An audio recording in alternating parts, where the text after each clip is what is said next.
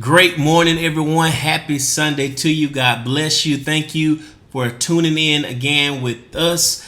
Reminded of a song. It's important to me that I'm saved. It's important to me that my soul is set free. It's important to me that I'm saved. That I'm saved by His power divine, saved to a new life sublime. Right now is sweet, and my joy is complete, for I'm saved. Look, I won't prolong the time, but I'm going to dive into the word. But salvation, that's the key. We need to be saved. I pray and hope that you're saved and you're yet holding on to God.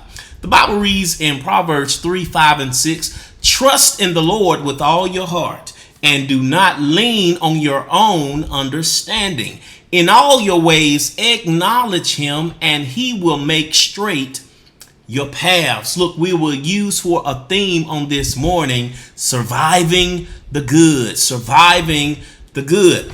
We often hear messages and sermons that encourage us to persevere and to keep holding on when it looks like our backs are against the wall and when it seems as if we are down to our last count. Whereas we are often reminded that the race is not given to the swift, neither the battle to the strong. And we also find that we are troubled on every side and we're not distressed. We are perplexed but not forsaken. We are cast down but not destroyed.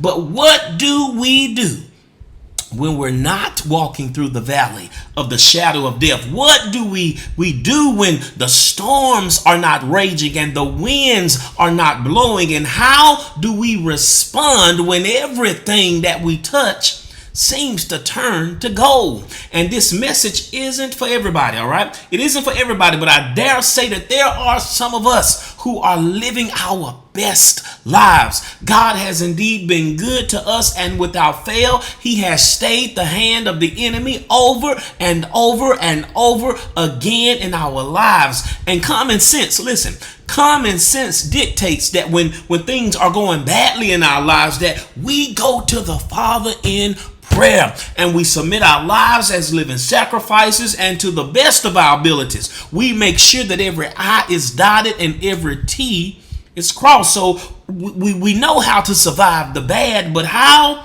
do we survive the good? How do we survive the good? And also, why is it important?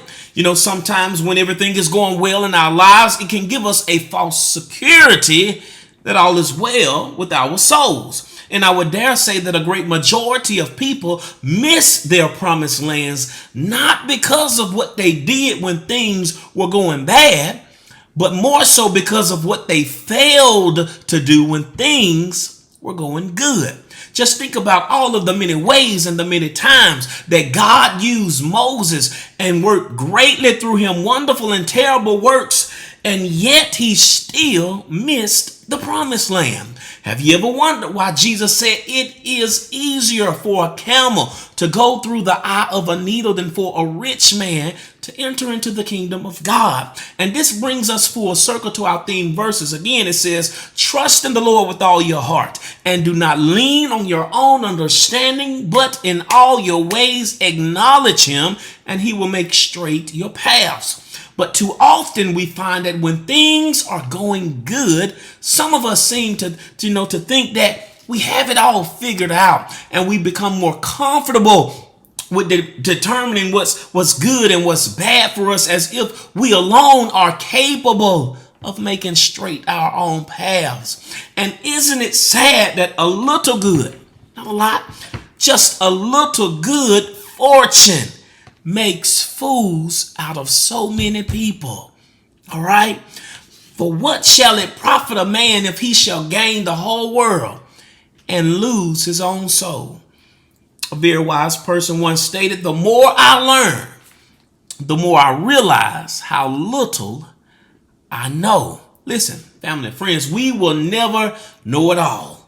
We'll never have it all. But no matter how good or bad things get in our lives, we must endeavor to keep trusting, to keep seeking, and to keep acknowledging God in all of our ways, so that we may all reach our promised lands. That's the ultimate goal, to reach the promised land, to hear God say, well done. Not doing anything of our own accord, but we want to hear God say, well done. That's the ultimate goal, all right?